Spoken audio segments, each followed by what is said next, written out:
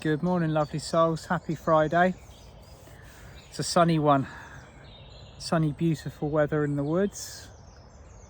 I want to talk a little bit this morning about it's a theme or a subject that I've kind of covered repeatedly over the years, but this is a little bit more specific about the point of our focus, what we're creating, what we're tuned into. You'll probably be recognizing the flow already. But what's come up for me, particularly in the last 48 hours, is the specific way in which we are being kind of almost tricked into creating the wrong way or the wrong thing. And this isn't new by any means. This has been going on for thousands of years now. Is to shape the consciousness of a mass population with a vibration or a specific form of information. So what's really come up visibly for me at the moment, noticing and kind of getting the feedback from individuals, and also what's being shared on social media, more tellingly so within spiritual social media, is the quantity of fear that people are tuning into. Now, I strongly believe that we collectively shape the complete fabric of the matrix or the reality that we live in. So with every thought that we make, every assumption, every theory, every little bit of analytical information that goes through our minds until we come to a conclusion, the whole process is adding to the fabric and the structure of our reality. Now, in order to really throw a spanner in the works to stop people being comfortably efficient with migrating from 3D to 5D, which is ultimately going to happen anyway, the most effective distraction has always been fear. Fear of survival, fear of the unknown, fear of greater powers that have control and kind of like dictatorship over our very existence. And this, as predicted, is ramping up and increasing. Now, I'll use a few examples. There was a very kind of slickly made film about something, like Watch the Waters. Some of you may be aware of this. So if you aren't, it's probably just it's far easier if you're not aware of it. But so there is cleverly crafted distractions and misinformation that are being seeded into all of these, into the field of our knowledge hungry. Like we need to know more. We want to know what's going on, to be kind of comfortable in our minds and our own skin. We've been programmed to be very much in need to, we want to be 2 steps ahead. So we need to know that what we're moving into is safe, and we need to know that we're not threatened. That's a basic survival instinct. That's what human beings have been programmed to how we've been programmed to function whilst in the physicality of this planet. So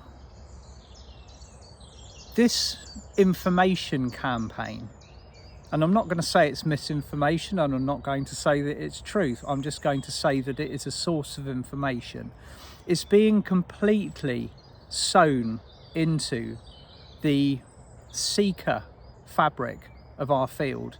So it all goes into the mix, but it has a very specific vibration, the vibration of fear. So, and this is where the balance needs to be struck, because at the moment there is an imbalance.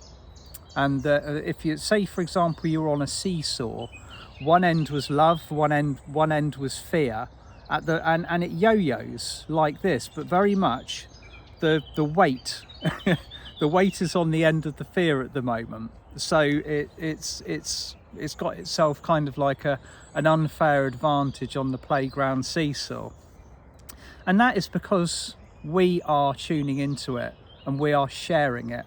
We're allowing it to light the flames of our own anxiety and our own kind of imagination about what could possibly become of us, you know, as powerless little humans on this planet, kind of scattered and blown around like leaves in the wind by the very kind of rich and powerful souls that claim that they run this planet. And this is why we spend and exert and waste so much energy constantly yo-yoing between one vibration and another. It will never be more distracting and more turbulent to live on Earth at this particular time. So my first routine this morning was come out, put my hands upon the tree, close my eyes, tune in, become part of the root system, anchor in, solidify that column of light, and from that point onwards not waste any of that light or take in a dilution of that light by the means of fear. So this is I'm not expecting magical miracles and sudden results and everything. This is something that requires discipline. It requires discipline for me. It requires discipline for anybody on the spiritual pathway to detune from fear-based information. Now, the argument is that is forewarned is forearmed.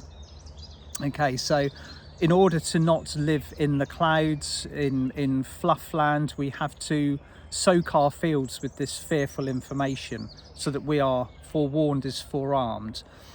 And there is an element of truth to that.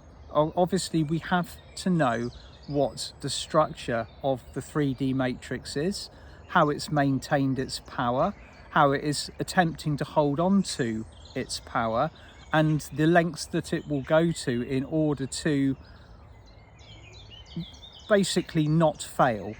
So the term that came up in a conversation with a good friend the other day was you might have heard the English term flogging a dead horse. Well, it's a little bit like flogging a dead matrix.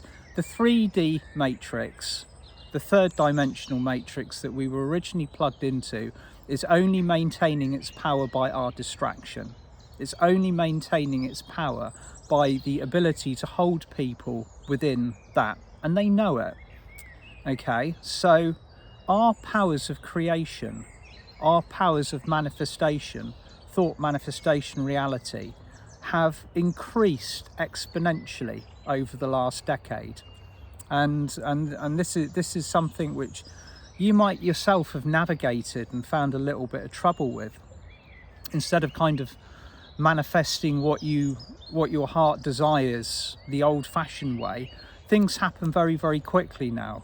And in order to manifest correctly, we have to have kind of unwired all of the old destructive programming that we've got kind of sewn into us from our childhood, from the perceptions of the reality that we were born into, almost like the fail mechanisms that we've agreed to ourselves in order to overcome the hurdles and therefore pass our initiations on the Ascension pathway.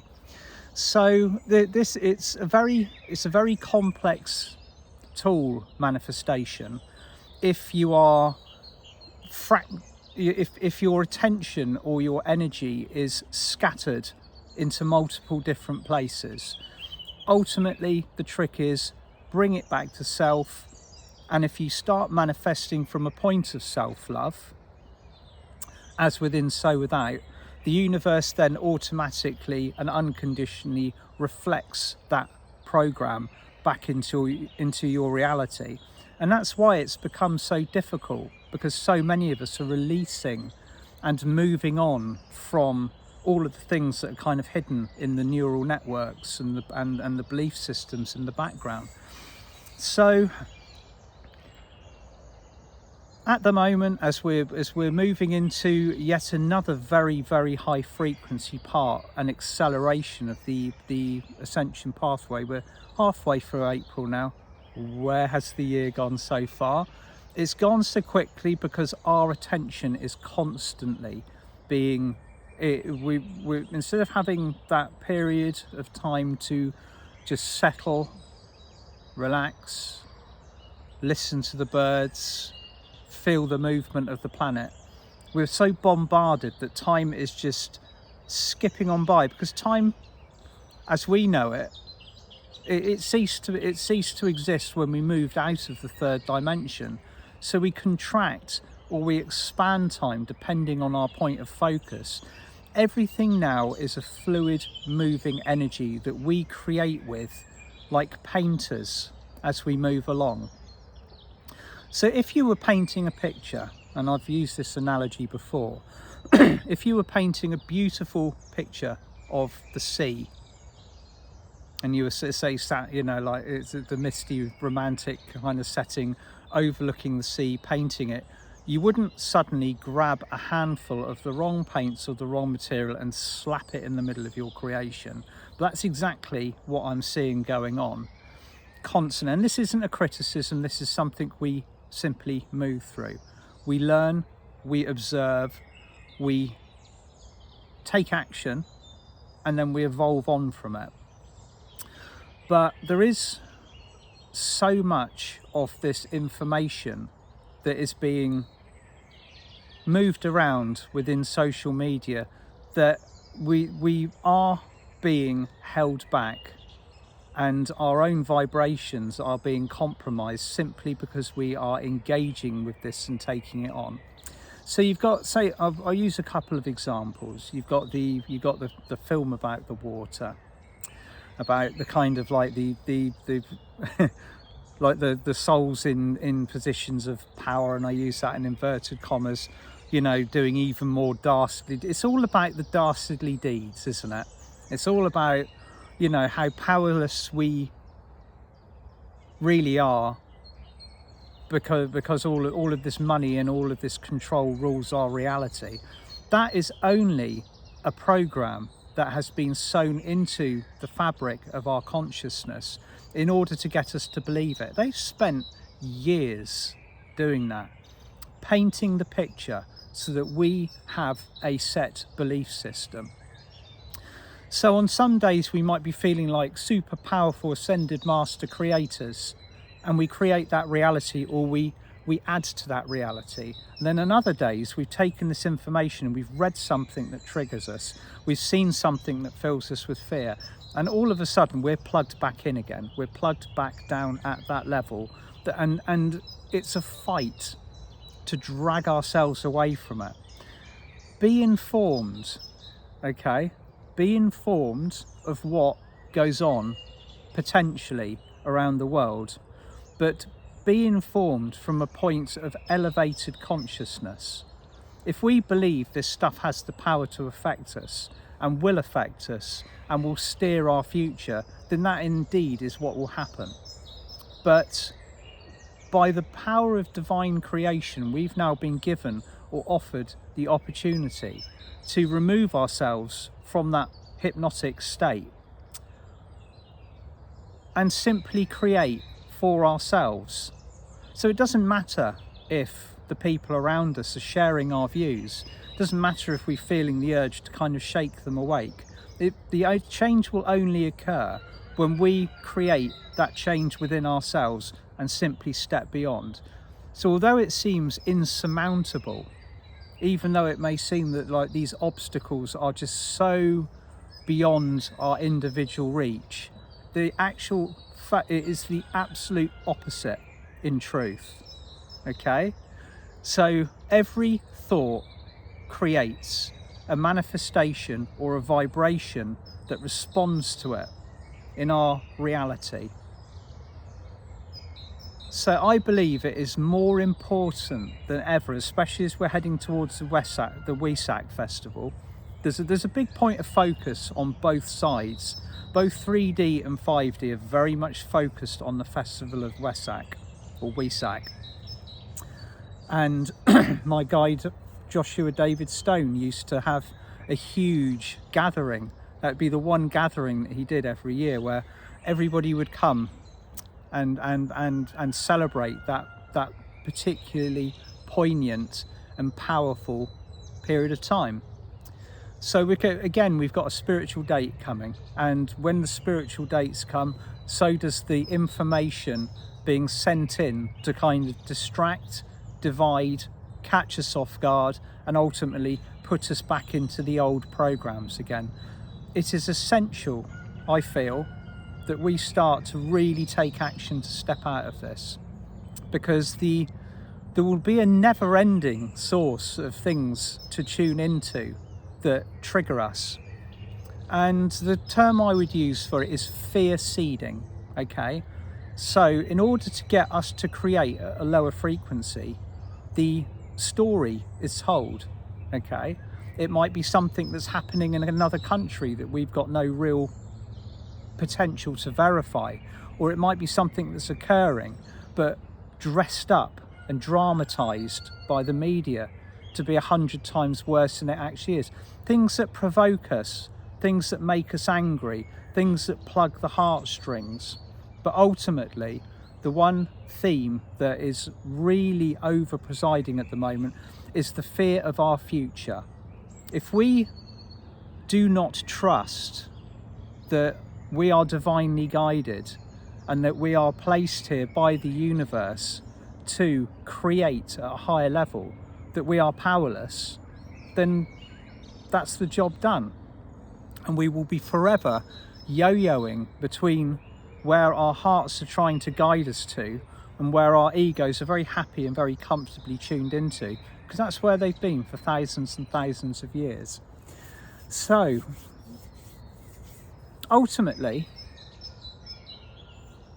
as I've said many times previously, it's about how an information source makes you feel. If it's triggering the alarm bells, if you feel that drop in vibration when you take the information in, whether it sends your old Atlantean kind of DNA singing an alarm because you can see it all happening again. Yes, this is something that's occurring around us. Does it have the power to affect us?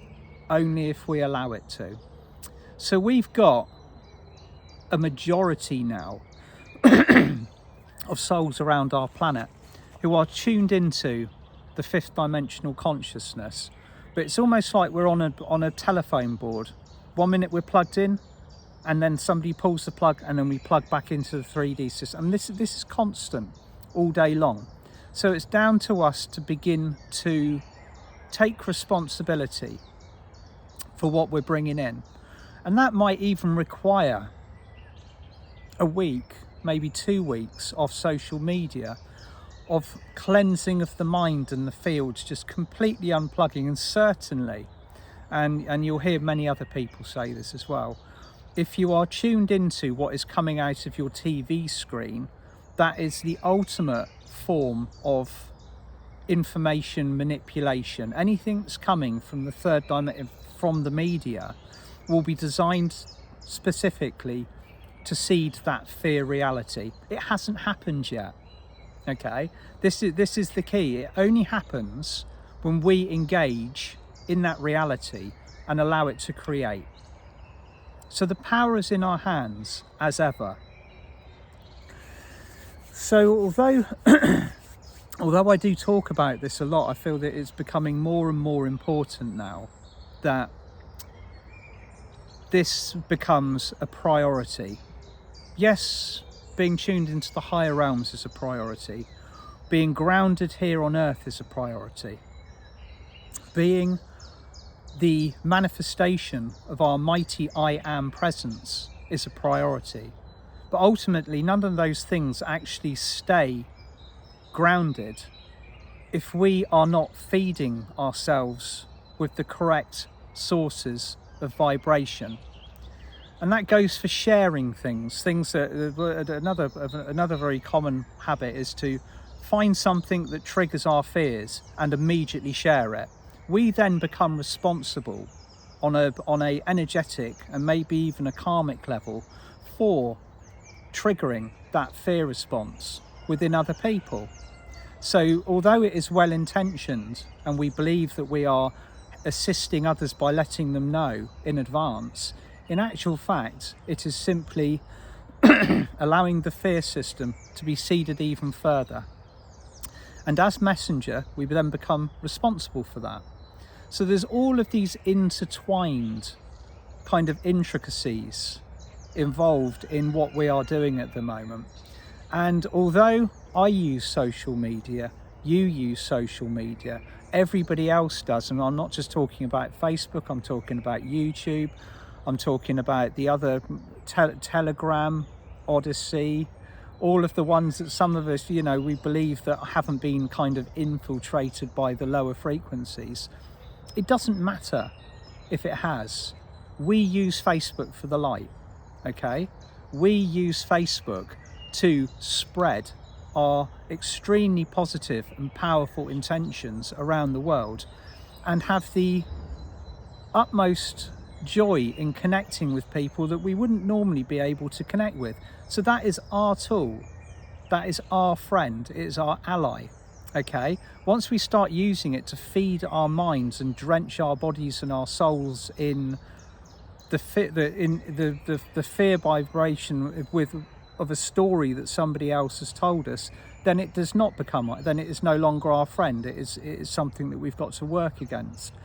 So it's about now being very efficient with how we use these tools. If you need to step back from it and unplug, if you feel better for doing so, then do that, just for the time being, because all of the information that is coming out of the gates that's flooding into us, the only thing that truly matters at this point of time is staying in our hearts, okay?